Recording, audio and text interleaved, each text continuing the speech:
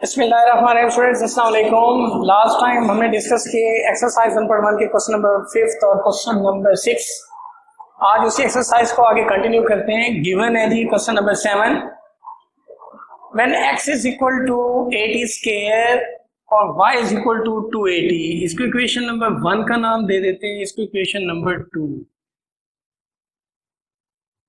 याद रखें, जब वेरिएबल x और y किसी तीसरे वेरिएबल के साथ रिप्रेजेंट किए जा रहे हो, जैसे ये फंक्शन है जी x is equal to 80 square, y is equal to 280, तो वेरिएबल x और y किसी तीसरे टर्म, जैसा कि यहाँ पे आपको नजर आ रहा है t या थीटा के साथ रिप्रेजेंट किए जाएं, तो वो इक्वेशंस आपके पास क्या कहलाती हैं? पैरामेट्रिक इक्वेशंस कहलाती हैं।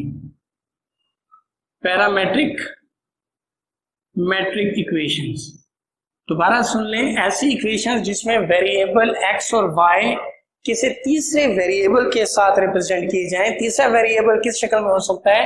वो t फॉर्म में हो सकता है या थीटा फॉर्म में हो सकता है, as like cos theta, sin theta, tan theta वगैरह में। तो such kind of equations are called parametric equations. तो पैरामेट्रिक इक्वेशंस में आज क्वेश्चन नंबर 7 में फर्स्ट पार्ट है जी x is equal to a t square और दूसरी इक्वेशन है y इज इक्वल टू 280। ये जो सिस्टम आपके पास इक्वेशंस का गिवन है, इनको इस तरह से सिंप्लीफाई करें कि ये represent the equation of parabola, that is y square is equal to 4ax बन जाए। इन इक्वेशंस को इस तरह से मॉडिफाइड करें, सिंप्लीफाई करें, कैलकुलेट करें कि हमारे पास पैराबोला की ये शक्ल बन जाए, यानी y square is equal to 4ax। तो मेरे पास गिवन है जी x is equal to 80 square. अगर मैं इस इक्वेशन से t स्क्वायर की वैल्यू निकाल लूं, t square is equal to x over a, नाम दे दें बेशक third. Similarly from two equation number 2 से अगर हम देखें तो y is equal to 280, required में y का स्क्वायर रिक्वायर्ड है, तो y हमारे पास यहाँ सिंगल डिग्री में, स्केयरिंग बोथ साइड्स, स्केयरिंग दोनों अतराफ पे स्केयर करने से this become y square is equal to 2 square is 4, a square that is t square. तो y square is equal to 4a square t square. t square हमने find out कर रखा है इक्वेशन नंबर 1 से। t square value is x over a, put कर दें, put t square is equal to x over a in 4। Equation number 4 में जब हमने पुट किया तो y square is equal to this is 4, this is a square, t square, t replace हो गया जी x over a के साथ। Clear?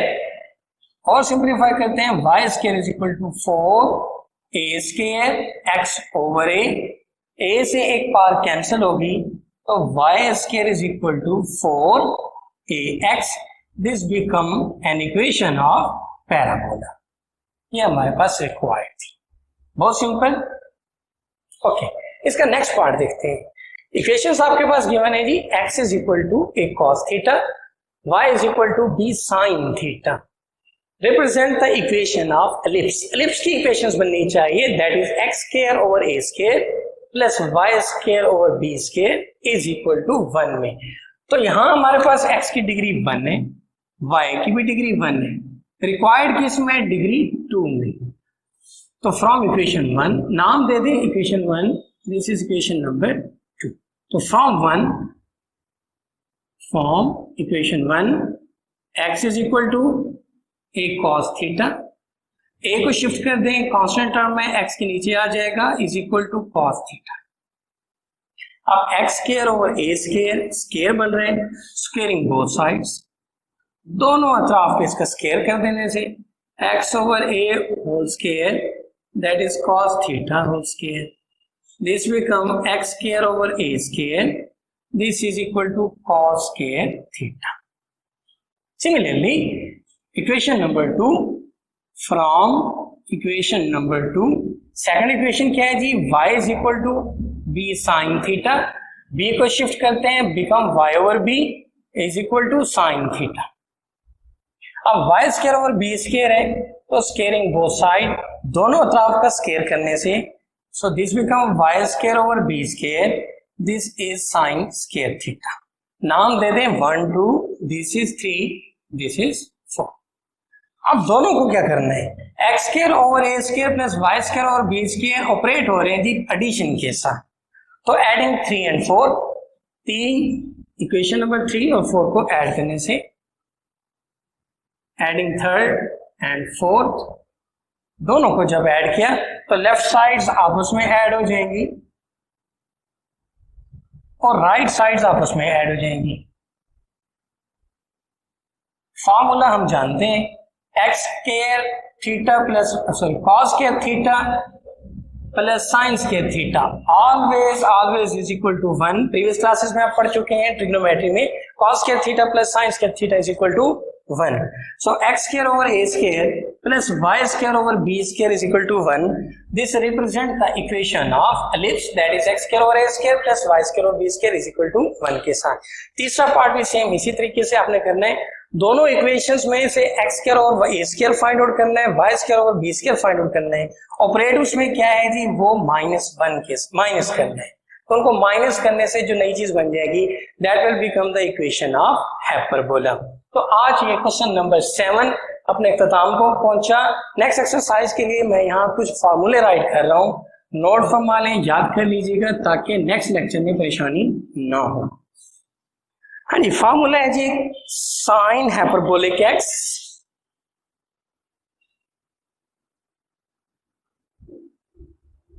Hyperbolic functions.